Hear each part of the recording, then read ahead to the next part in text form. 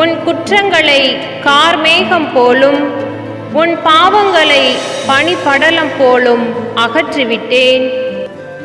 என்னிடம் திரும்பி வா, நான் உனக்கு மீட்பளித்து விட்டேன்.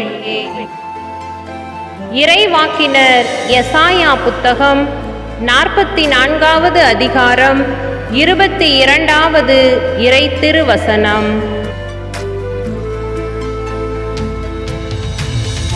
உன் குற்றங்களை கார்மேகம் போலும் உன் பாவங்களை பனிபடலம் போலும் அகற்றிவிட்டேன். என்னிடம் திரும்பி வா, நான் உனக்கு மீட்பளித்து விட்டேன். இறைவாக்கினர் எசாயா புத்தகம் 44வது அதிகாரம் 22வது இறை திருவசனம்.